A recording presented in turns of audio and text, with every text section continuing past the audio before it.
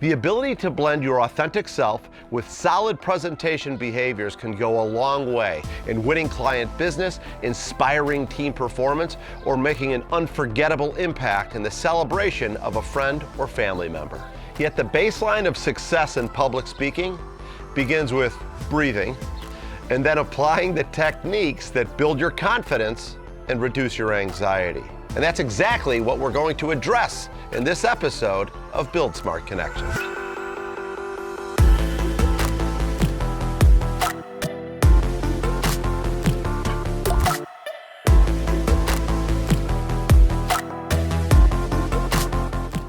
In 1999, I was videotaped speaking to 2,000 people. Now, at that point in my career, I had already given several hundred speeches, but the biggest audience was 300 to 500 people. 2,000 was a sea of humanity. And my first response when I walked on stage is, they're gonna rush the stage and beat me up. A couple weeks later, I watched a tape of that speech, and I tried to be as objective as you possibly can when you watch yourself on videotape, and for any of you who've ever done that, it's not easy. But as I watched it, I saw that my fundamentals in speaking were pretty good. My voice projection, my pause, my eye contact with the audience.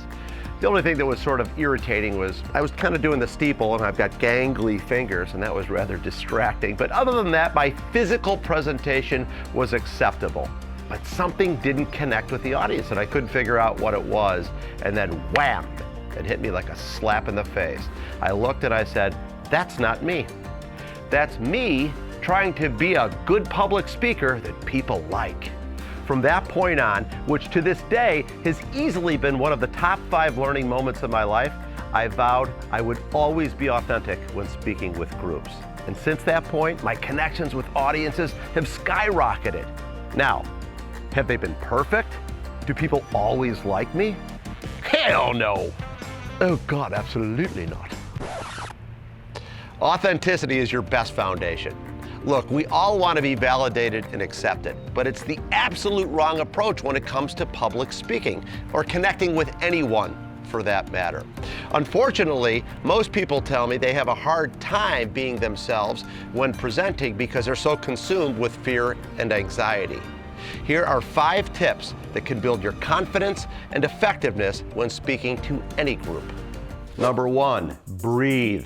I joked about it earlier, but it's not a joke. Taking time to regulate your breathing and visualize making a productive impact on your audience is a great way to relax yourself physically and put your mind at ease. See, most people will unconsciously autopilot to, I can't fail. Switch it. Consciously think about playing to win.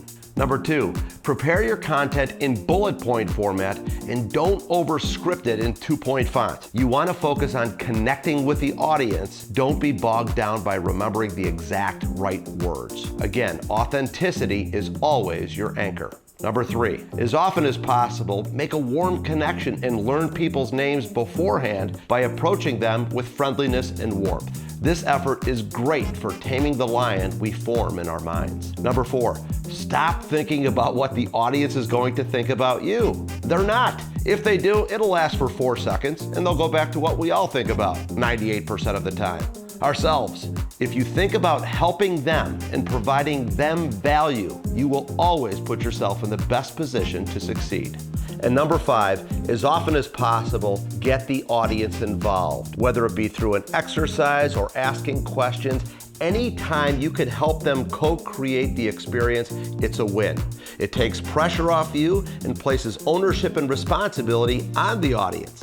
Remember, people buy into more of that which they are part of creating. I implore you to be your natural self and remember that audiences rally behind those who are genuine and those who have the courage to be completely authentic.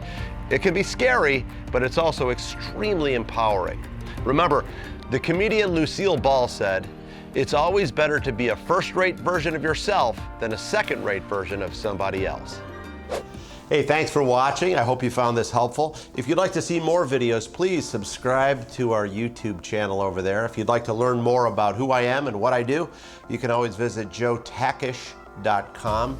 And of course, we love feedback. If you have any suggestions on how these could be better, or if you have any topics you'd like me to speak on, please leave your feedback below.